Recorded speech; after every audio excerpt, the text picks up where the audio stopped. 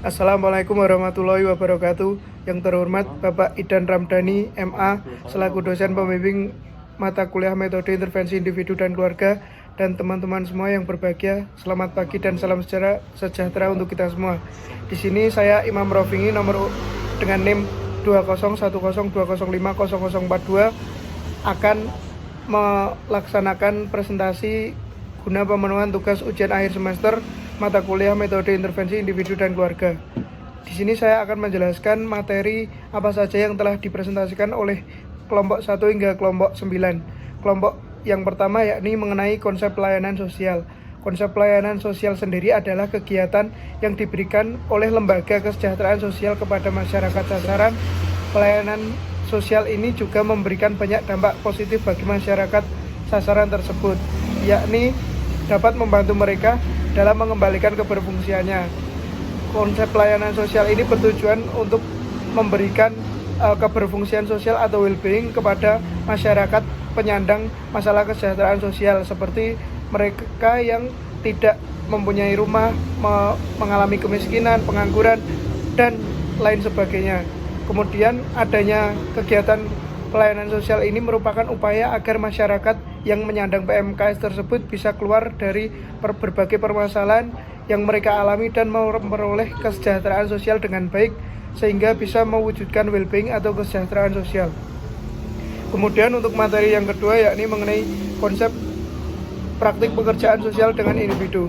Praktik pekerjaan sosial dengan individu adalah suatu usaha di mana untuk menggolongkan klien dengan masalahnya.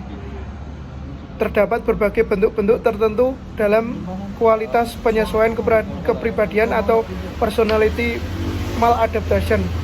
Kemudian terdapat juga berbagai kebutuhan dan bentuk-bentuk tingkah laku yang digunakan untuk menggambarkan bagaimana penyimpangan tingkah laku yang dialami oleh klien. Kemudian dalam teori praktik pekerjaan sosial terdapat berbagai interaksi antara klien dengan individu. Kemudian dalam interaksi tersebut pekerja sosial bisa melakukan fungsinya dengan melalui metode praktek yang terdiri dari kumpulan-kumpulan intervensi dan keterampilan khusus. Keterampilan khusus tersebut bisa didapatkan pekerja sosial melalui lembaga pendidikan yang telah ditempuh. Kemudian model praktek terdiri dari deskripsi. Deskripsi tersebut yakni menjelaskan apa saja yang dialami oleh klien secara deskripsi atau penjelasan. Kemudian fungsi, strategi, dan keterampilan. Kemudian materi yang ketiga mengenai interaksi antara. Untuk mengenai materi yang ketiga yakni interaksi fase pertumbuhan, kerja, dan akhir. Praktik pekerjaan sosial dengan individu adalah usaha yang dilakukan untuk membantu klien berdasarkan sifat masalahnya, di mana klien dapat diketahui oleh seorang peksos melalui tahap intervensi. Tahap intervensi ini dilalui melalui berbagai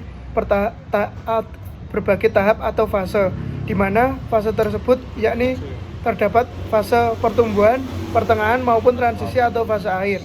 Fase pertumbuhan sendiri adalah fase di mana klien dan pekerja sosial melakukan kontrak atau hubungan, di mana terdapat kesepakatan antara klien dan pekerja sosial sebelum melakukan intervensi. Kemudian fase pertengahan, di dalam fase ini terdapat percakapan mengenai inti masalah yang dialami oleh klien, sehingga fase ini memerlukan keterampilan empati atau mengelola masalah maupun perasaan klien. Namun terkadang seorang pekerja sosial malah ikut hanyut dalam masalah klien, sehingga perlu membedakan antara tugas profesional maupun personal. Terhanyutnya perasaan ini dinamakan transference. Kemudian fase transisi atau fase akhir, di mana tahap ini merupakan tahap inti atau tahap pokok untuk mengetahui berbagai permasalahan yang dialami klien. Tahap ini antara klien dan pekerja sosial harus saling terbuka, berpikiran positif, dan bisa memahami masalah yang dialami oleh klien.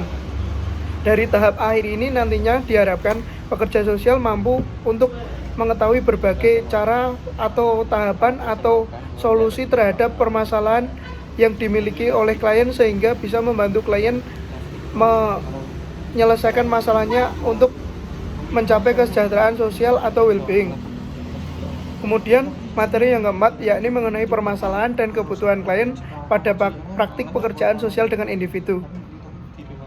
Seperti yang telah dijelaskan, praktik pekerjaan sosial ini hakikatnya adalah untuk membantu klien yang memiliki berbagai permasalahan atau tidak bisa menjalankan fungsi sosialnya dalam kehidupan. Dalam hal ini, pekerja sosial diharapkan mampu untuk membantu masalah yang dialami klien dengan melakukan pendekatan, menghargai, mengakui, dan menganggap sang klien. Pekerja sosial tidak bisa bekerja tanpa klien. Pekerja sosial bisa mendiagnosa klien kemudian memberikan treatment untuk klien yang sebaiknya dilakukan sendiri. Jadi pekerja sosial itu hanya memberikan berbagai solusi atau motivasi atau saran. Yang menentukan bagaimana nasibnya adalah klien. Kemudian penerimaan klien sebagai diri sendiri terlihat sedikit memaksa, namun hal ini menguntungkan pekerja sosial dalam menangani masalah klien, di mana klien berhak atas keputusannya sendiri. Kemudian materi yang kelima yakni berbagai kebutuhan yang dibutuhkan oleh klien. Terdapat kebutuhan untuk dirahasiakan ketika bercerita, kemudian kebutuhan untuk dimengerti, di mana pekerja sosial harus bisa mengerti bagaimana perasaan klien, terus kemudian bagaimana nasibnya, dan kebutuhan untuk dibantu. Pekerja sosial melakukan praktiknya dengan selalu memperhatikan apa saja yang diperlukan oleh klien untuk mengatasi permasalahannya, karena melalui proses praktiknya dijadikan langkah awal untuk tahap akhir, yakni untuk tujuannya membantu klien. Kemudian dengan memperhatikan klien dan memberikan kebutuhan-kebutuhannya, diperlukan berbagai kebutuhan agar klien ini dapat merasa nyaman dalam proses tersebut, sehingga klien bisa menceritakan bagaimana perasaannya dan menceritakan secara detail apa permasalahannya. Kemudian dari hal itu akan didapatkan berbagai tujuan yang dibutuhkan oleh klien. Kemudian materi yang keenam yakni praktik pekerjaan sosial dengan individu. Praktik pekerjaan sosial dengan individu ini merupakan praktik yang suatu intervensi yang bermanfaat pertolongan bagi klien, juga untuk memperoleh semangat yang baru dan mempunyai kejelasan mengenai tujuan pertolongan. Praktek ini merupakan proses tindakan dan relasi pertolongan pekerja sosial dengan klien. Kemudian, apa saja peran yang harus dilakukan pekerja sosial dalam praktik pekerjaan sosial dengan individu? Perumusan peran-peran dan tugas pekerjaan sosial dengan individu itu menunjukkan bahwa pekerjaan sosial mempunyai tujuan untuk membantu sistem kepribadian dan sistem sosial memenuhi kebutuhannya. Tujuan dan peranan utama pekerjaan sosial adalah membangun sistem sosial, kesatuan masyarakat agar anggotanya dapat berfungsi sosial secara optimal. Proses praktik pekerjaan sosial dengan individu dibagi melalui beberapa tahap, yakni mulai dari tahap engagement. Engagement ini adalah tahap di mana klien dan pekerja sosial melakukan kontak pertama dengan mengkomunikasikan segala hal. Kemudian assessment ini adalah proses di mana pekerja sosial mulai mencari tahu akar permasalahan dan detail permasalahan yang dialami oleh klien. Kemudian penarikan kesimpulan adalah menyimpulkan apa saja sih masalah yang dihadapi oleh klien. Kemudian setting goal ini merencanakan tujuan setelah intervensi nanti, apa tujuan yang diperoleh dan dibutuhkan oleh klien. Kemudian menyeleksi metode alternatif dan model intervensi awal. Setelah menyeting tujuan atau goals, pekerja sosial mencari berbagai metode alternatif atau model intervensi awal. Kemudian menciptakan suatu kontrak antara klien dan pekerja sosial, kemudian melakukan proses kegiatan evaluasi hingga tahap terminasi atau pengakhiran. Kemudian untuk materi selanjutnya yakni kajian dalam praktik pekerjaan sosial dengan individu. Konsep interaksi antara pekerja sosial dengan klien pada praktek pekerjaan sosial dengan individu terdiri atas berbagai fase. Yang pertama yakni fase persiapan, kemudian fase interaksi, yang terdapat pada fase permulaan, kemudian interaksi pada fase pertengahan, dan interaksi pada fase terakhir yakni transisi. Fase pertama atau fase permulaan ini Paxos tidak langsung menyampaikan berbagai inti dari permasalahan yang dialami oleh klien.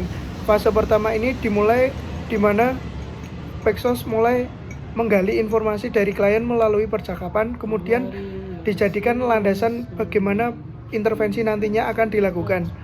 Kemudian fase permulaan ini berisi kontrak yang disepakati oleh klien dan pekerja sosial untuk menjelaskan tujuan atau setting goal dan peran pekerjaan sosial serta umpan timbal balik tujuan pada klien tersebut.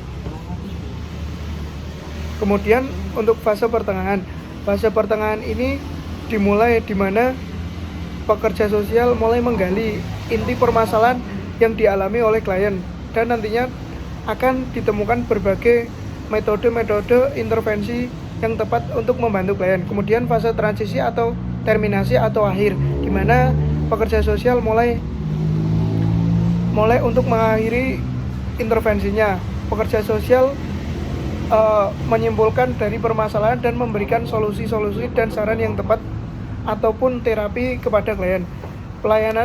Selain itu pelayanan tidak langsung dalam pekerjaan sosial seperti perencanaan lembaga, konsultasi, serta intervensi terhadap masyarakat mengharuskan pekerja sosial untuk memahami apa saja perubahan dan perkembangan terhadap perilaku individu dan kelompok dalam proses interaksi sosialnya. Kemudian pelayanan sosial secara tidak langsung dilakukan secara profesional dengan memfokuskan pada lembaga atau sistem organisasi agar dapat berfungsi dalam masyarakat. Kemudian kelompok 9 atau kelompok saya sendiri yakni yang berisi mengenai berbagai asas kerangka dan praktik pekerjaan sosial. Asas praktik pekerjaan sosial itu terdiri dari asas kesetiakawanan, terus kemudian asas kerahasiaan,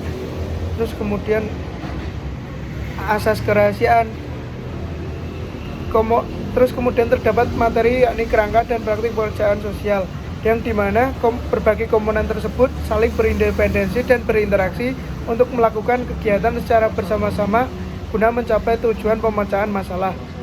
Pekerja sosial di sini sebagai penanggung jawab keberhasilan pertolongan dituntut untuk mempunyai berbagai pengetahuan, nilai, dan keterampilan yang berkaitan dengan relasi profesional. Kemampuan berelasi dengan klien memberikan sumbangan yang besar bagi keberhasilan pertolongan. Relasi pertolongan merupakan proses timbal balik antara dua orang atau lebih dalam mencapai keberhasilan pertolongan. Pekerja sosial berinteraksi dengan klien atau orang-orang yang berkaitan dengan klien serta lembaga-lembaga sosialnya. Kerangka praktik pekerjaan sosial dengan individu adalah kerangka praktik sosial pekerjaan sosial dalam usaha memecahkan masalah atau mempertemukan suatu kebutuhan atas sumber-sumber yang tersedia, di mana yakni menemukan berbagai solusi atas permasalahan yang dialami oleh klien dengan bertujuan menyelesaikan permasalahannya dengan memanfaatkan berbagai sumber-sumber yang bisa dimanfaatkan untuk membantu permasalahan klien. Dengan demikian, praktek pekerjaan sosial ini membutuhkan perencanaan yang merupakan suatu proses dari intervensi. Perencanaan sebagai suatu proses meliputi keputusan, prediksi-prediksi, dan setting goals. Kemudian dilakukannya tahap engagement, assessment, intervensi, dan terminasi. Mungkin sekian yang dapat saya sampaikan. Bila ada kurangnya saya mohon maaf. Apabila terdapat kesalahan dan kekurangannya saya mohon maaf. Semoga apa yang dapat saya sampaikan menjadi manfaat untuk kita semua. Sekian, wabillahi taufiq wal hidayah. Wassalamualaikum warahmatullahi wabarakatuh.